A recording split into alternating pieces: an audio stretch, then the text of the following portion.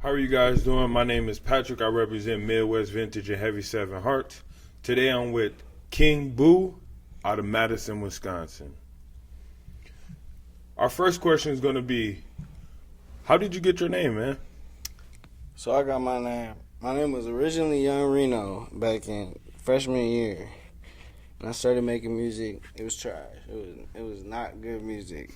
But some years went by. Then I decided to be Young Boo. But like, I didn't really like the young part. I don't like Lil. I don't like, and there's no offense to no rappers or none of that. I fuck with all of them, but You knew you were going to have to grow with the name. yeah, for sure, Yep. 100%. Yep. But no, basically I was talking to someone from Internet Money about artist growth and basically the game. They're spitting all kinds of game with me, and I was just sending them music, here and there. And then I sent him a song where I call myself Young Buddha King. And then he was like, I like that.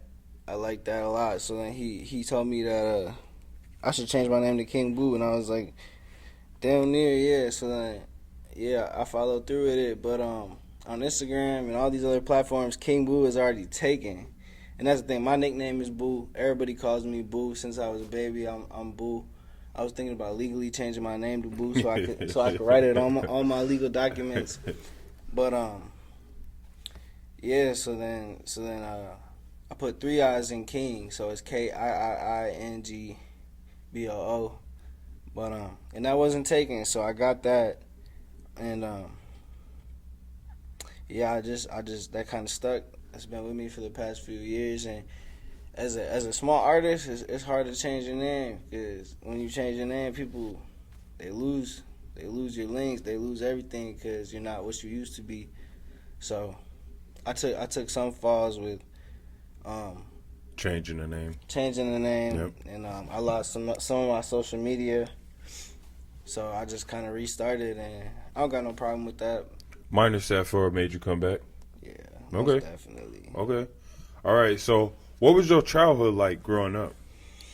Okay, I grew up on the reservation in Lac du Flambeau, and I don't remember a lot of my childhood, but I was in the woods a lot. I was outside a lot. I was, up there. It's not much to do besides, play outside, ride bikes, get into trouble, and then yeah. Also, I jumped between. My dad lived in Wausau for a while, and Wausau, in my opinion, it's not a good place. No, I went to Stevens Point University, so I know, man. Small town with nothing to do. Literally nothing to do, and then it's just a lot of up north. There's a lot of drug problems, so it's a lot of issues up there. Super bad. Super a lot bad. Yeah.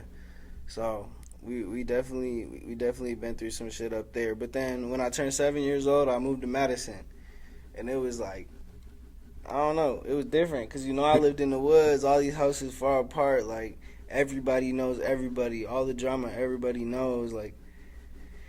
And in Madison, it's different. It's so different. It's a big ass city. The first day I went to school, I was not ready. I cried on my first day of second grade because I wasn't used to it. It was so many different people. A lot going on. Yeah, a lot going on. Yep. And then I learned to love it. Now I love the city. I'd rather be here. I mean, the res is beautiful. The water is beautiful. That's the only thing. Madison Lakes is not. It's not it. They're dirty. They're real dirty compared to up north. But yeah, the lakes up there, the freedom up there. You can ATV, dirt hunting, bike, hunt, everything. You can do a lot up there. But and here's different. Here it's a lot more to do. As in, like, you don't gotta drive an hour to get to the movies. You don't gotta drive an hour to get to Walmart. Our mall up there was Walmart. But that Walmart drip. Yeah. Hey, Walmart be having some shit though. Yeah, no. I grew up on the same thing. It's just a different area, different place, but we had that same vibes. Bro. What was your influences growing up? My influences were definitely my mom and my brother, my other brother, my sister. Everybody in my family does music. So like my mom, she's the one that's really doing it right now. Like she's going crazy. Like Everything she ever dreamed of is happening right now. And she thinks it's stressful. She's traveling all around the world and shit. She don't even, yeah. But anyways, she's going crazy. It's Kelly Jackson. You can find her all over. But so your mom's a celebrity. You could say that. Okay. Yeah, you could say that. She's definitely famous in the North, and is definitely growing. She's been flying all around the world, doing shows in different countries even. So this in your blood? Yeah. Okay. Yeah, and then my brother, he was a rapper, and he was the type of rapper where he never wrote any music. That's how I am now. I started writing, but it's just too difficult for me to write now, so I don't really write. And it's not as too difficult. Like, I could write a whole song easy, but it's just like presenting it to the mic and in the studio is different because it's just a different type of energy I'm feeling at that time. Unless I were to write it and then instantly hop on, but I don't write too often. I just like to go with the flow. Yep, go with the flow. But so what are some pros and cons of a small market like Madison compared to a bigger market as in Milwaukee or Chicago? I think the pros are it's a smaller city, so if you can get put on and get seen right, it's a bigger chance of the whole city seeing you type shit and people knowing you. I think the cons are it's not a big city, so there's not as much opportunity. There's not as much money to be made. There's not, not as much connections and studios, all that. It's just the music scene isn't too much right now here in Madison.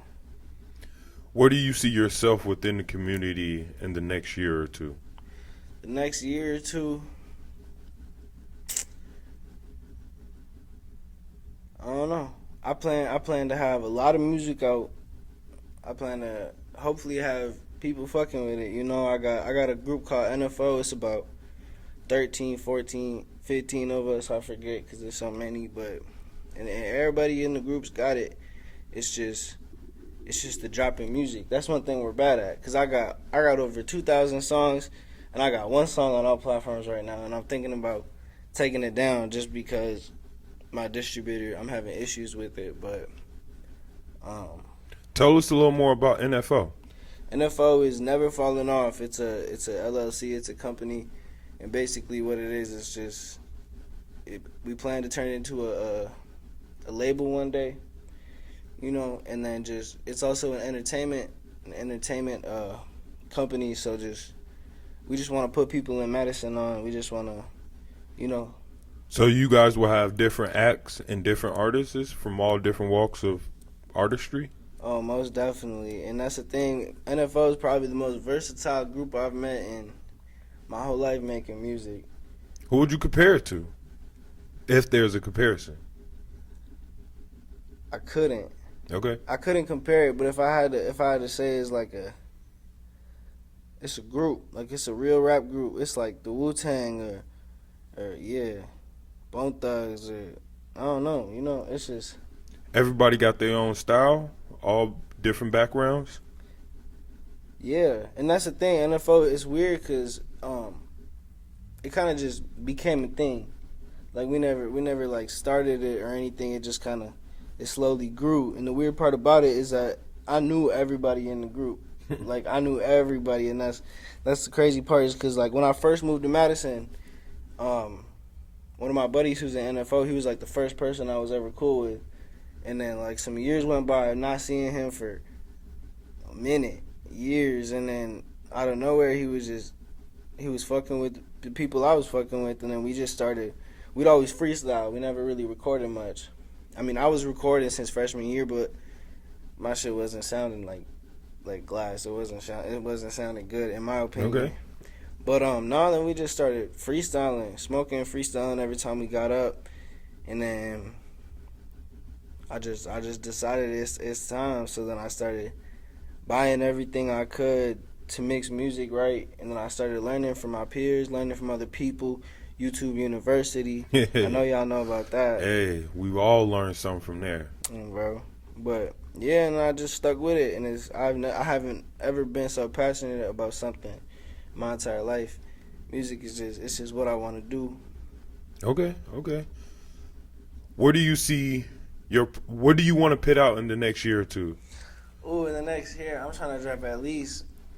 So what projects? What? Tell us a little bit about what should we watch out for. Yeah, so I mean, I want to drop some singles here, and then damn near an album. But really, I kind of just want to grow my fan base first, and I think my problem is that I don't drop enough music. And that's the thing. I always have people calling me, hitting my line, mad as hell because I'm not dropping, and I always leak shit. I always post snippets on my story and all this, but I don't never drop the music, and that's a little issue I got. But I'm gonna start dropping soon because me, and then I got like 3-4 other people who are finally making beats. Okay. Because I think that's one thing that artists need to know is that them YouTube beats ain't it. I mean, like, if you're willing to pay and you're willing to buy the lease and kind of get finesse, then that's all right. But I feel like if you're making your own YouTube beats, because when you don't got it like that, then it's not easy to buy beats. You know, Yeah. it's not easy to spend this money that you should be spending on food and rent and Basic the game needs. of life. But Yep. yeah, so when you start making your own beats and you get good at it, that's not only a source of income, but it's also beats for your music. And then that's when you do blow, when you do make it, you can say that's all you. Like, you did that. Yep. That sound that you're hearing, that's all you. I think the production, the beats, and all this, like, I think what I want to do is encourage these young rappers to get their own studio and start working and doing all this shit, because I've been to quite a few studios. I've been to a studio in Cali, and then one in Madison, one in Chicago. But I'm never satisfied. So every time I would love to get in a big studio, like some Major studios. major studios with some well-known producers. I think I'd be happy then. But really, it's just the sound that I've achieved is just, I'm happy with it. I'm real happy with it. And then when I pay a lot of money to get into a studio, I record and I hear it, it's just like, damn. Okay. Like, damn, I don't really want to record no more. So when you get to that point, and there's presets, there's YouTube. Literally, YouTube is what put me on. But that's how I know how to mix music now, and it be sounding crazy. It be sounding like it could be on the radio for sure. If anybody's looking for your music or any of your future projects, where would they find you? I would start with Instagram. So my Instagram is KIIINGBOO. It's King Boo, and then I have another one that I've been using a little more now, and that's THAKIIING_.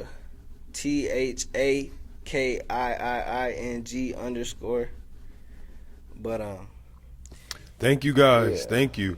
My name is Patrick. I represent Midwest Vintage and Heavy 7 Hearts. If you want to check out any of our new content, check out Midwest Media 608. Thank you guys and have a great night.